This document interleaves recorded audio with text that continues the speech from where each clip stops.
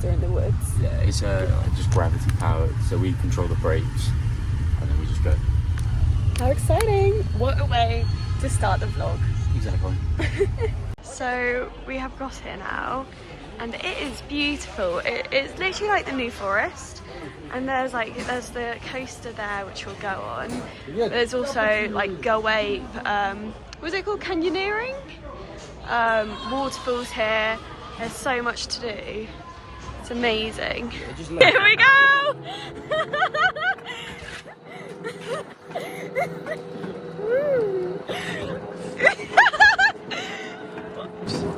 Power!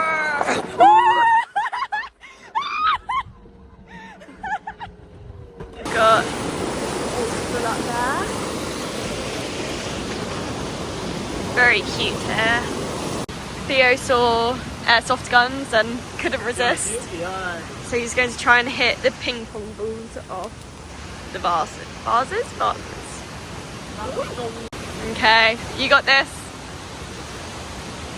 Which one are you going for? That one. Okay. Whoa! First go! It's not his first time holding a gun. Yeah, top one. Oh! Is that the one you were wanting? Oh, no way! Okay, which one? I'll go for the one next to it, the one next to the sheep. Okay, next to the sheep. Oh, so close. Oh!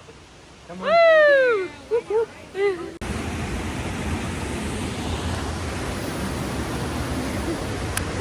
We have now just got a taxi to the city centre. By the lake. By the lake. This is so cool. It looks like, inside it looks like maybe it's a cafe or an office area. I'm not too sure. And there seems to be another funky looking building up there as well. It's just so cool here. This has definitely been our favourite city for sure. So we're at this thing now. Not too sure what it is, but I'm going to try and find out. And then here it looks like they're trying to build a stage. I think it looks quite permanent. I know, it's massive. And you've got the lake behind it. So it's the Delat Opera House. So it's a theatre. We are now getting some lunch in a bakery. It's very nice. Theo's got his tray and I've got the tongs. Is this the more savoury side? It's currently 2 o'clock and we're about to board our bus to get to Ho Chi Minh, which will be about 7-8 hours. So we'll arrive around 10 p.m. So we are on board now. Theo's all the way back there. Oh, he's talking to someone. So a little fun fact, when you get on a bus here, to stop your dirty shoes going on and to keep it nice and clean, you have to put your trainers and your shoes like in a bag. So you take them off here and you put them in a bag. So whenever you stop off at like a toilet stop like we have, they always have a mat where you can put on like flip-flops. So you don't have to take your shoes out the bags and put them on and off again. You just put them back in there and go back on. I just think that's the best idea ever. You can see where other buses will park up and do the exact same thing, but they literally do this everywhere all over Vietnam. We have made it to Ho Chi Minh, our last stop of Vietnam. It looks busy. We've checked in and these are kind of cute, probably the cutest bunks we've had. All wooden, and you've got a little wardrobe space, place to hang up your things, like an actual thicker curtain, little mirror here, you never get a mirror, and then a place where you can lock up your valuables. We're just having our free breakfast from our hostel. That's the view. Hi guys, little update. Theo's not feeling too well, so he's staying in today. He might meet me later, but I am going to a coffee shop to apply for a physio job in New Zealand, which is really exciting. It's a job in ITU or ICU or critical care, whatever you call it. which I've obviously had experience in. So I'm going to apply to it. I mean, I'll have to say to them I can't work for another 5 months or so, but it's just, even if I get an interview and I don't get the job, it's just going to be good practice for when I really do need a job there. But yeah, it feels like I'm a solo traveller right now, which is weird because Theo's always with me, but now he's not. And trying to cross a road on my own is scary. I always rely on Theo to tell me when to cross, but I've survived.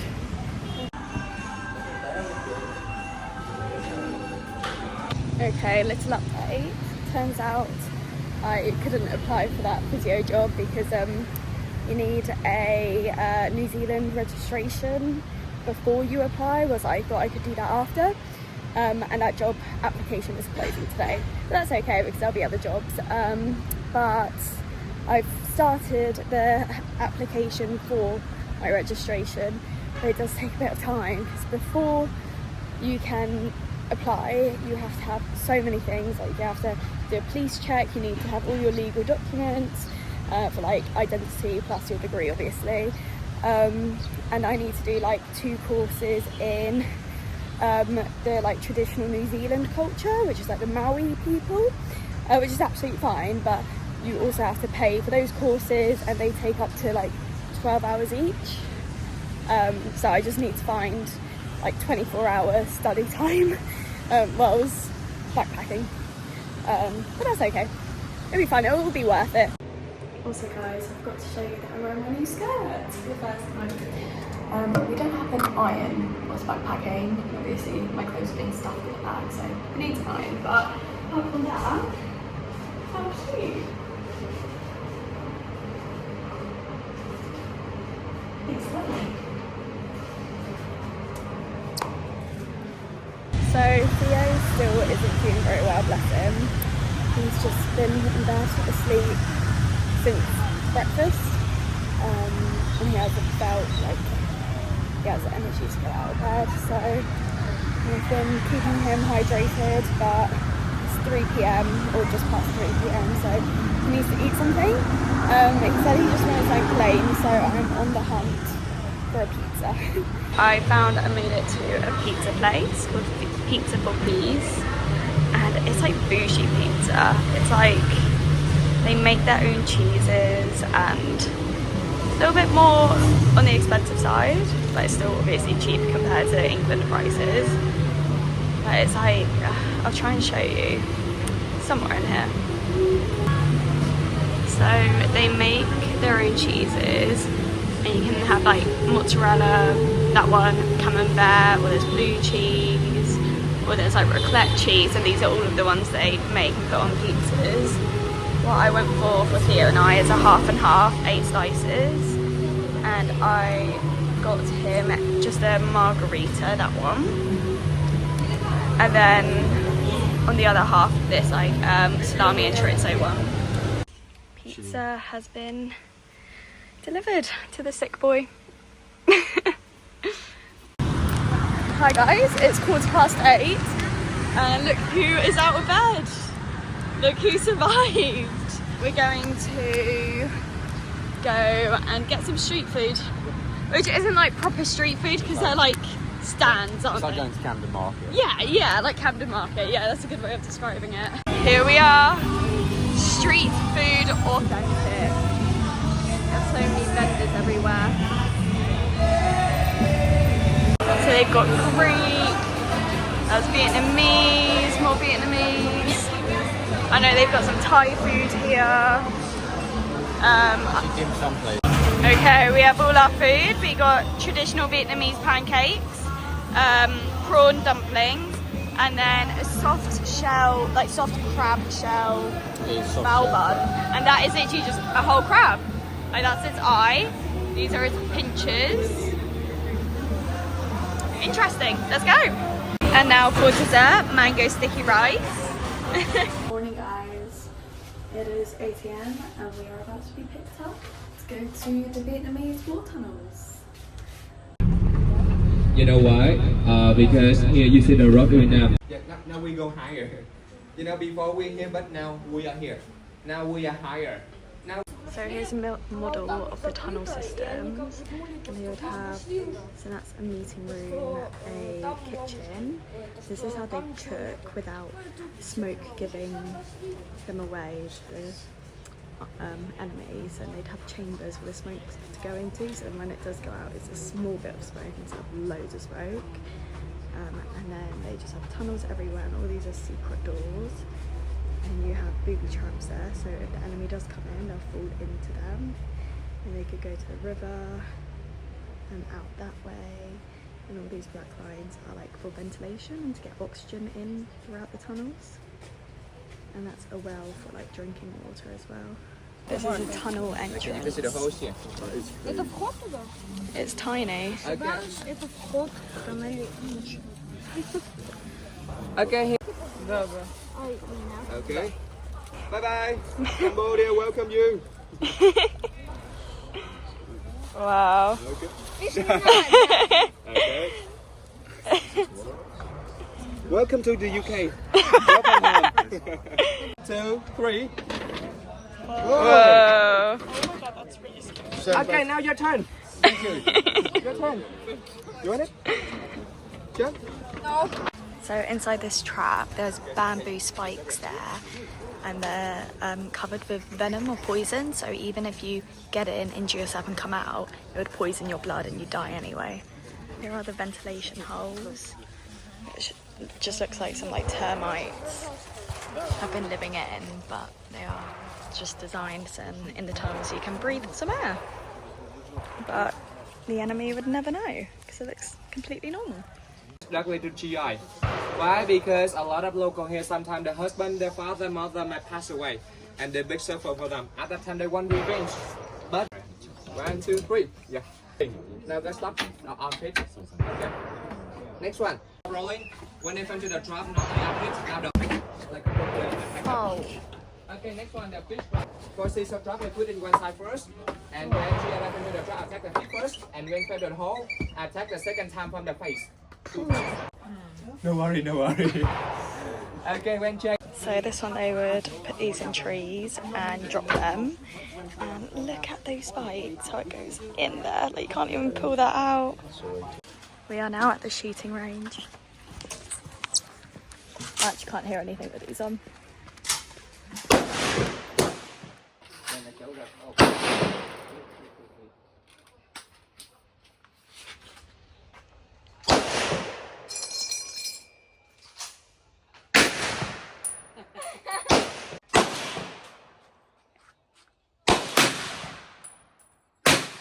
Okay, going into a tunnel. Apparently it starts off as tourist size and it goes down really small. You okay? Yeah, it's all good. Oh shit. Oh, Jesus.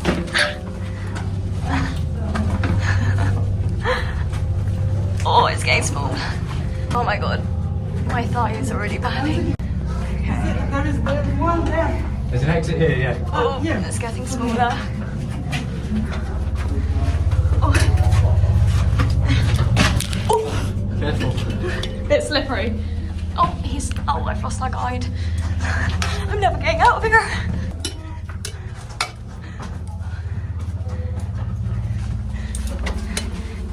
You want to go sit there 100? We've decided to bail at 60 meters. Because he said difficult. Yeah, he says Theo would find it very difficult, and even me would have to be on like lying down on my like hands and knees going through because it gets that small. Hey guys, we are back at our hostel. We've chilled out for a bit, but honestly, today was amazing. Like the tunnels, I just found so interesting. Like I could just go on and on about everything they told us and about the war, and it was just so interesting and fun. But we are actually going to try and go on a night out tonight because we haven't been on one since we've been backpacking. Because I mean, we're not going out to people at home. We like our early nights and busy days and stuff. So we said tonight we'll go out. But yeah, Theo's just having a nap. I'm just doing my makeup whilst watching some YouTube. I'm loving life right now. To dinner. This is what the centre of Ho Chi Minh looks like. Lots of motorbikes. Out for dinner at this beautiful restaurant. And I've got a bar sao, ban sao, a mango juice, and Theo has some braised pork with black pepper, jasmine rice, and a saffron. Nice. Morning, guys. Morning. We didn't end up going out last night, did we? No. We had an argument. But we're friends again now. Yeah, we're fine. First argument in like Over it. yeah, ever. So I think that's alright. 4 weeks in. I think that's a good amount of time. But yeah, we're fine. And we're just gonna have a chill day, go to a cafe, go to the post office here, stuff like that. Made it to the Saigon Central Post Office, and here you can just buy loads of postcards and send them to your friends and family, which you can do at any post office, but this one's just pretty.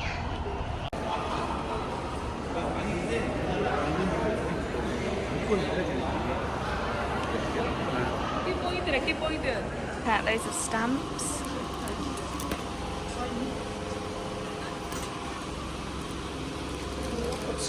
Arrived at the cafe apartment, which is basically just a apartment block full of loads of different cafes, and they're all different ones.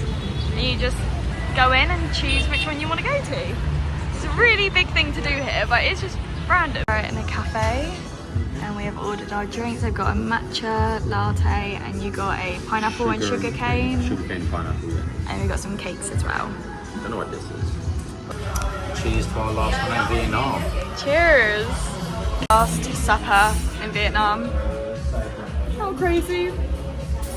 A month has flown by. We are currently in 7-Eleven and there's many choices for snacks, but for anyone who loves protein and the gym, don't you worry, because you can get your protein From a brown egg.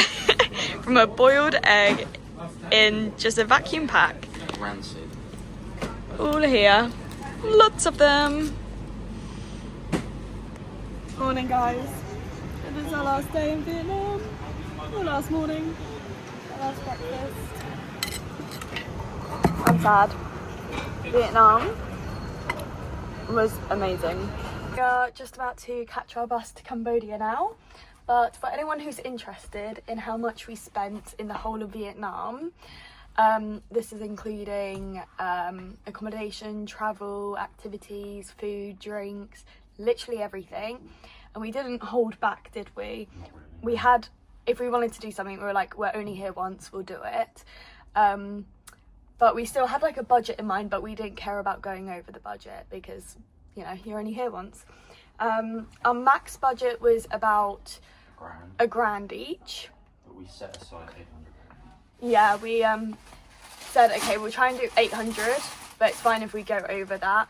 And even if we go over 1,000, not the end of the world. But our end total was £1,709 together, which is how much, like £853 each, which we're very happy about. Like, we didn't hold back at all.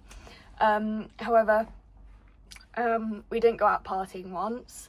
I didn't drink any alcohol just because of the methanol poisoning, you know, tourist dying. Plus I don't really drink much alcohol anyway. And Theo only had beer, and beer is very cheap here. So yeah, if for someone who likes to party a lot, you'd probably spend a lot more. But yeah. We've got our e-visas printed out. To show you guys what we've done, we flew into Hanoi and we went up and did the Hajang Loop right at the border of China, and we've gone all the way down, stopped off on the way. That was where we did the cruise, Halong Bay, all the way down Hanoi, down Dalat, and then we are currently in Ho Chi Minh City and we're going to cross the border into Cambodia. So there's this one restaurant worker which works along here, and she loves me. Every single time she sees me, she always like yells like beautiful and stuff. Let me see if she's working today. Hi, hello. How are you? Have a good day with your boyfriend. Oh, thank you. We're leaving. Bye. Bye.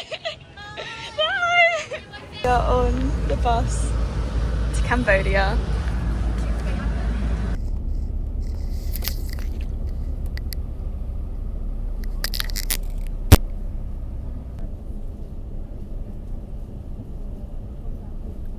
We've finished our 8-hour journey.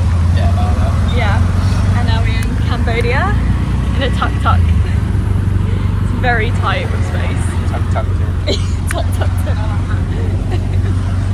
So we are at a place called David's Noodles, and they make the noodles here. Now this is a coconut. Cheers. Homemade beef noodles, homemade chicken noodles, and some pork dumplings. Good morning, guys. First day in Cambodia. And look at the view from our hostel. This hostel is so nice. How cold is it? Probably quite. Currently buying SIM cards.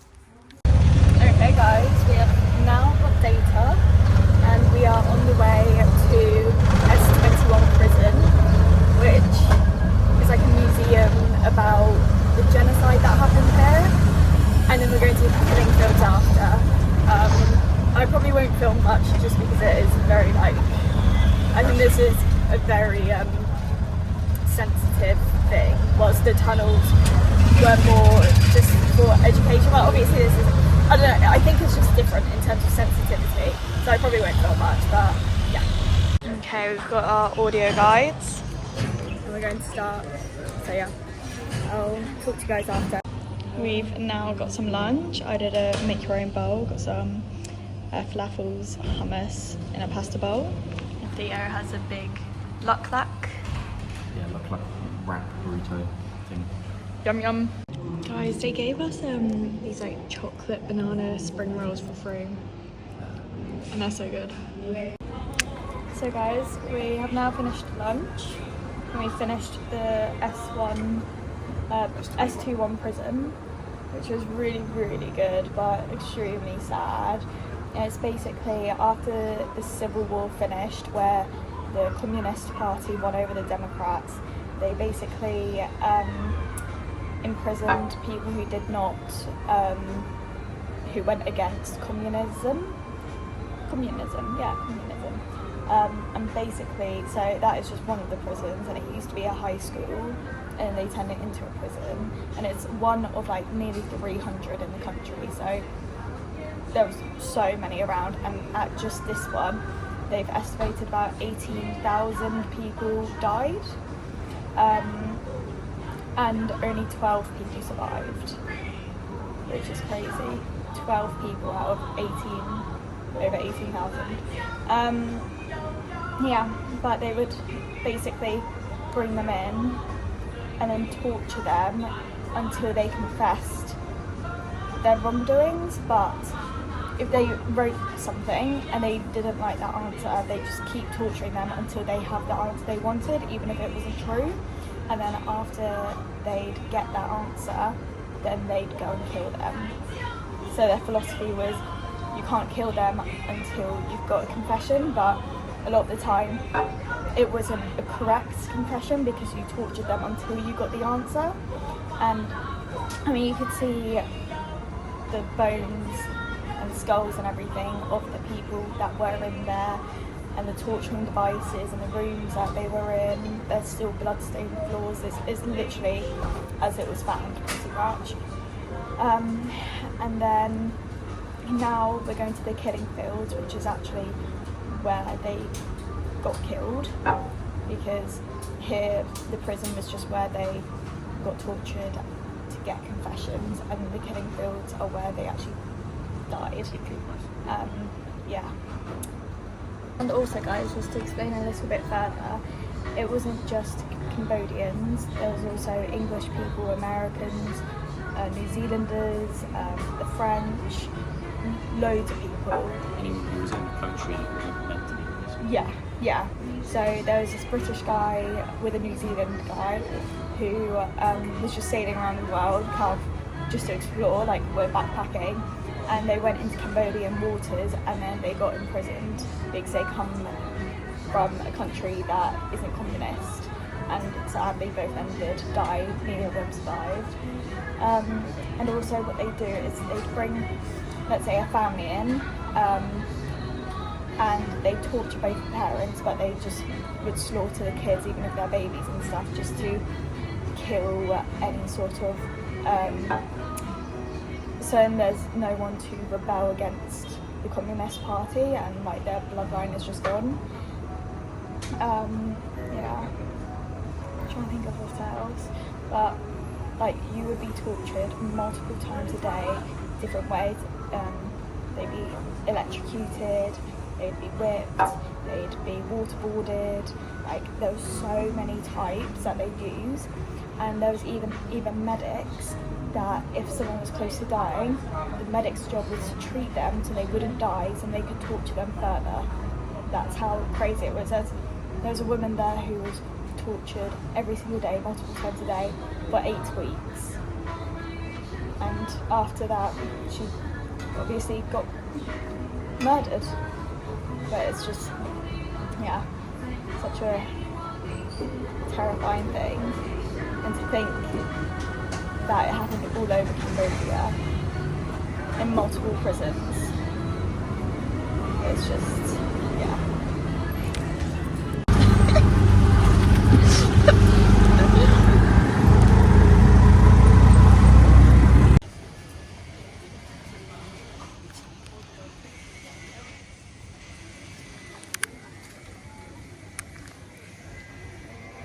We are now out for dinner. Came back from the killing fields a bit of time ago, and that was really, really interesting. I mean, obviously, why is it so hot? Oh, it's in water. But it's obviously like super sad what was going on in the killing fields. Obviously, as I mentioned, the people from the prison, after their confessions, were sent to the killing fields, and they'd just be executed. Towards the end of the regime, they were sending up to 300 people a day just to be mass murdered. And at the one we went to, it was 20,000 people within the time of the communist ruling. There's like 300 killing fields all over Cambodia, so I think it was like 3 million people altogether died. But they wouldn't shoot them because they didn't want to waste the bullets, and they didn't want it to be loud. So they'd use farming equipment that's been abandoned, so it was like axes, hoes, or even bamboo sticks or sugarcane leaves, because it's got like a sharp edge. And there's this one burial pit which only had mothers and children in, and next to it is a tree, and they found loads of hair, blood and brains on it. And basically what happened is the mums were forced to watch their babies' heads be bashed against this tree and kill them before they put the babies into the pit, and then shortly after the women were executed as well. So very very sad stuff, but so worth going to if you're in Cambodia, because it's so interesting. It makes you. It's so recent. It's like our parents were alive when this was happening, and it just makes you so grateful what type of society we live in, and how lucky we are, like our everyday lives. But yeah, having dinner now. So guys, we've had breakfast at 7-Eleven, and now we are walking to the Royal Palace. Nice day. It's a beautiful day. So they've got so much exercise equipment here, and we noticed this a lot in the cities in Vietnam as well. And the locals, like at night, obviously not during the day, but at night, the locals actually do use these. Look at you. It's like the Running Man.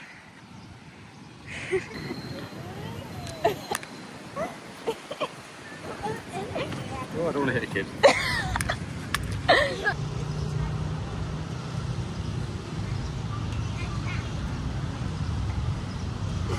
Go team! We have made it to the Royal Palace.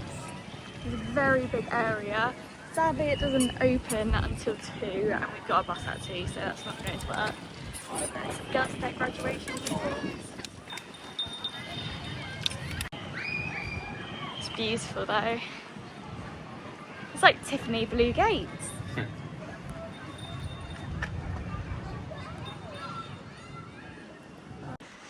Guys, is that not our queen? Surely. It's Lizzie. A little bit Asian though. Maybe a cousin.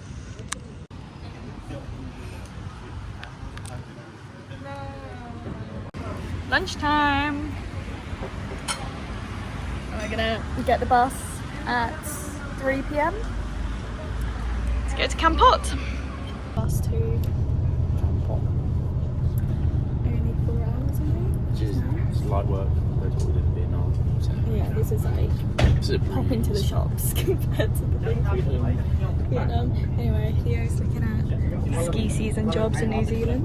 Yeah, this is training to be a ski instructor. 4-hour bus journey completed. Now walking to our hostel, which is only a 6-minute walk. What? This is literally like the perfect travel day for us. It's never gone so smoothly. yeah, touch wood.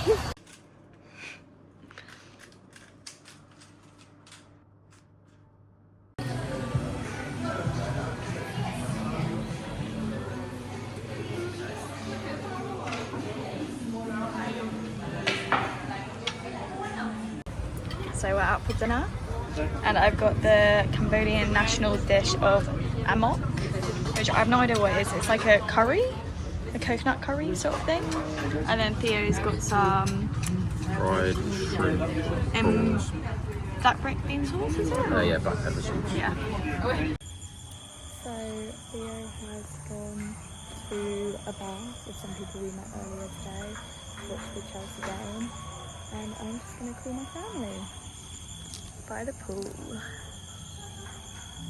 How beautiful. Also, this is the end of week 4 and it is also the 1st of December. So, Merry Christmas everyone and I'll see you in the next vlog.